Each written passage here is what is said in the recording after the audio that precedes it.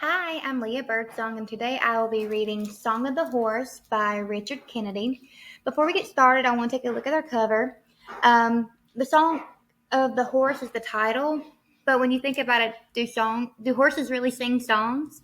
That's a little confusing about what exactly the author means by the title. Also, based off the picture on the cover, does it look like the inside will be very detailed? You can really tell that this is a horse, and then the landscaping in the back, but it's not. It's very vague illustrations that Marcia Sewall drew. All right, let's get started.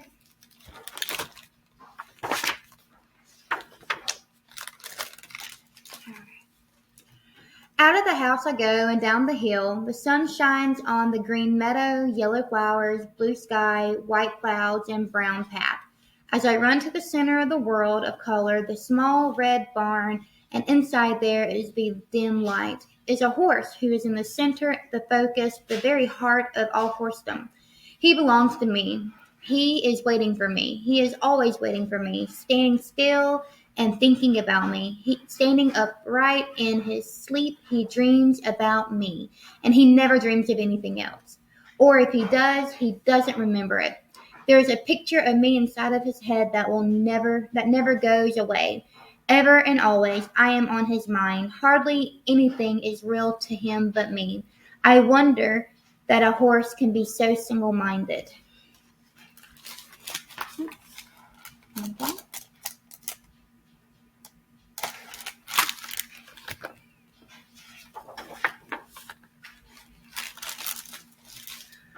When he looks over the top of his stall into the sky, he sees my face in the clouds. He sees me in rainbows and shadows and hears my voice in the rain and the wind. The light of my eyes is in the stars, sun, and moon.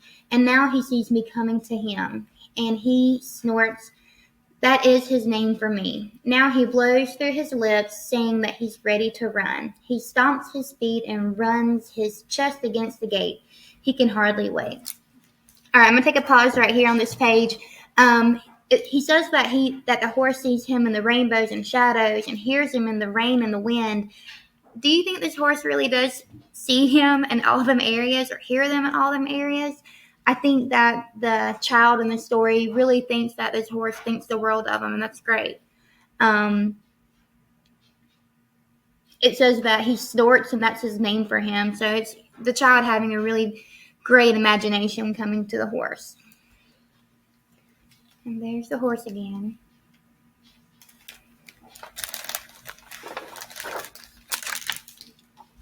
We stand face to face and I touch his nose. We look at each other. Spirit is his name. I say, Spirit. He snorts my name again. It is the only name he knows, the name of all names to him, the name of apples and soap, of oats and clear water, of brushing his mane, the feel of my hand at his mouth, gripping legs on his ribs. There is no name but me. I open his gate and go into his stall. I put an arm over his neck. As I reach for the brindle and reins, he shivers and moves. Naturally, he is excited. He spends his life waiting for these moments. I must be careful he doesn't step on my foot. Easy now, I say, patting him. One of us just remains calm. O chest of spirit, O neck, O mane, O jaw and belly and rump and tail. I loop his head with a rein. O leg and hoof of spirit, O smell and power of spirit.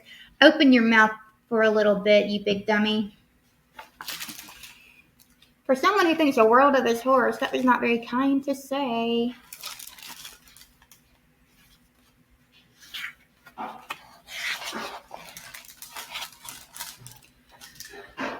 We go out and I swing on his bare back. No horse and no rider have ever balanced so perfectly as Spirit and myself.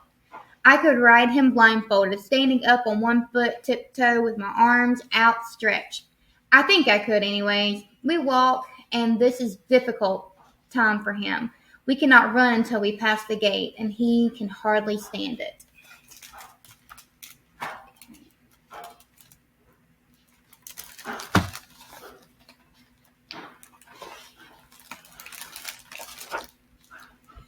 He loves me to be on his back, and he barely walks straight for nervousness and excitement. He loves the feel of my hands on his neck, the weight of my body, and the touch of my heels. Sometimes I don't understand how he can love me so much. Sometimes I think it's kind of craziness. His sides are like breathing mountains, and he blows through his nose like a locomotive. His legs are like mighty wheels that have been made straight, his tail like spouting steam, and his eyes are like shining lights. We are almost at the gate. All of his nerves are like the trembling strings of a great instrument. He waits for my touch to run, walking almost sideways for joy and eagerness, and here is the gate. All right, on this page, the author did use a lot of similes, and similes are ways of comparison using like or as. Like right here, he said his sides are like breathing mountains. A horse's side is not like a breathing mountain, but he's breathing so hard and so rapidly and so tough. It's like a mountain. Mountains are tough, because they're made out of rock. So, or his tail like spouting steam. His eyes are like shining lights. Like his eyes are not shining lights, but they may gleam like some. So that's a really good importance to have. Also, locomotive. That's a good word to keep into your vocabulary. Locomotive is a powered rail vehicle used for pulling trains. So it's kind of like a real powerful train that he compared him to. His nose like.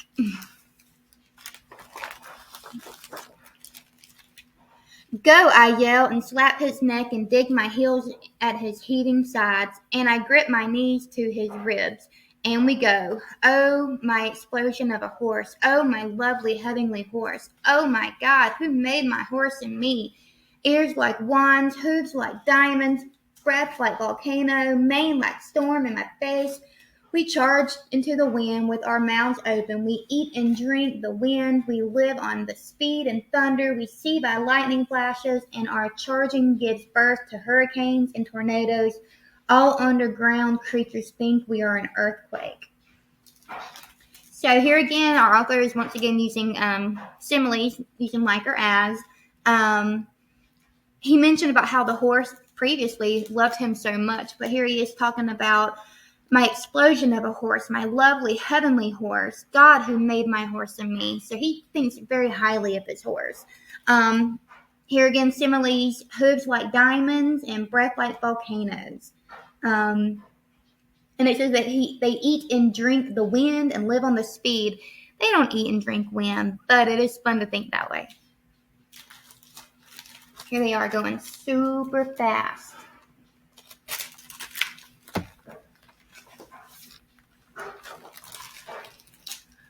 Moles and mice rush from their holes to see what great event is happening, but we are gone. We are a phantom and a ghost. We are wonderful to all things, beautiful to the earth, happy to do things, and the sound of our running is like a shout of wonder and awe.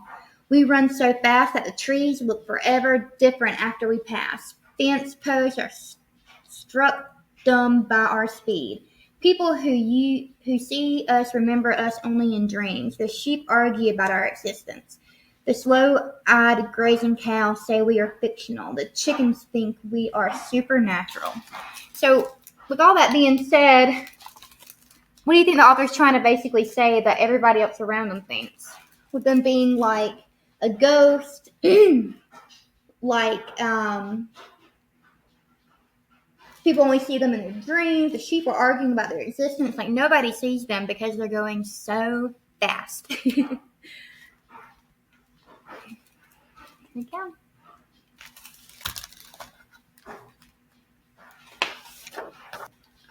Faster and faster as we close and lap hands, sharing each other completely, our pounding flesh, flashing blood, striking bones, and beating brains. Crossing and weaving ourselves together, knowing of all each other, we ride madly into secrets and leave the shreds of mysteries behind like a wake. We lick the earth like a dark flame. All things know themselves as we approach and forget themselves as we pass. Nothing is the same forever when the dust has settled behind us. Every blade of grass and clod of dirt remembers us. And the dust talks to the dust and tell stories and legends of our passing. Beetles and crickets think we are God.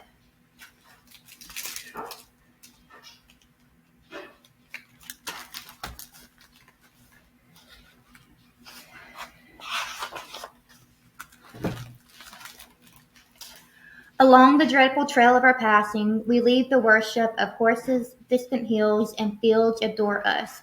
In despair, they have not the indictable print of our feet on their great slow bodies, and we run yet faster at a gigantic and vanishing sight.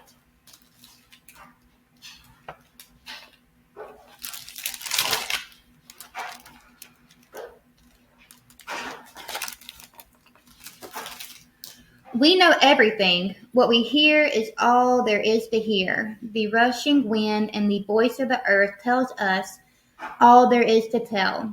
Thigh and bone, muscle and the rising heat of flesh and blood. We feel all there is to feel. We are the center of all senses. We see faster than the speed of light. The shouting and cheering world surrounds us all about, faster and faster.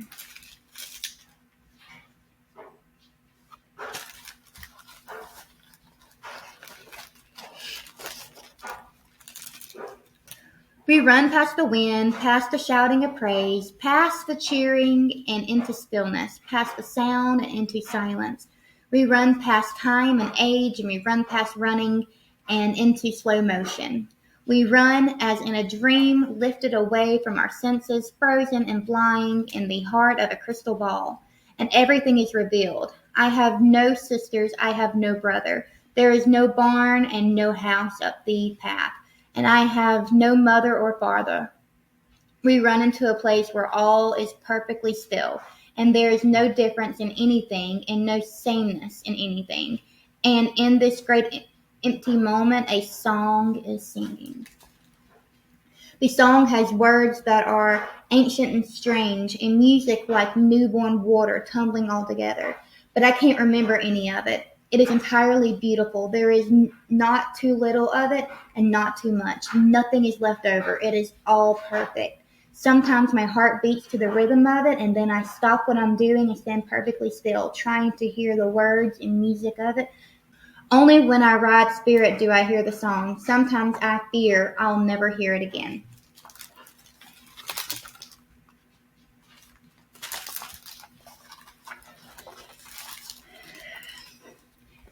Then comes an explosion, and we are overtaken by the sound of pounding hooves, and we are back in time and slowing down. Wet and steaming, walking and panting, we go back to the barn.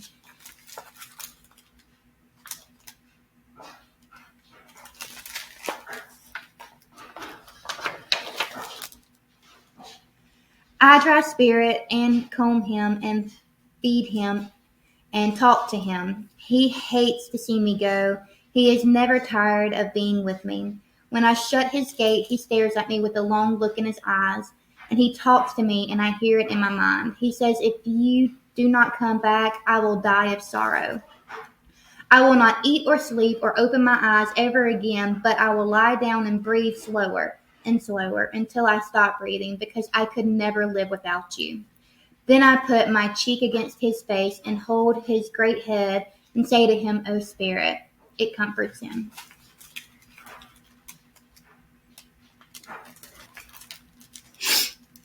I go out of the barn and walk up the path to the house. When I turn, he's looking at me. "No one will understand," he says, and shakes his head from side to side. And I walk away. I am sad because everything will be boring to him until I return. He can't tell anyone how he feels. I stop for a moment on the path listening, but I hear nothing. Then I go into the house.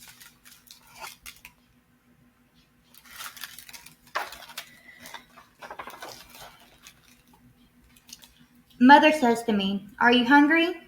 "I don't know," I say. "I guess so." I sit down and look out the window. "Did you take Spirit for a run?" "Uh-huh." "Did you enjoy yourself?" "It was all right." Well, I really enjoyed Song of the Horse. You can tell that the child really enjoyed Spirit. He really thought very highly of him and Spirit running together. I believe the Song of the Horse to me was that peace and quiet that you get doing something that you enjoy, whether it's going for a walk or listening to music or riding in the car. You kind of like zone out and you're in your own zone, and it's really therapeutic. Our author did use a lot of similes that we were able to see, and when you get into poetry, that would be a really good tool to have. Our author did a great job explaining that to us. So I hope y'all all enjoyed. I did. Thank you.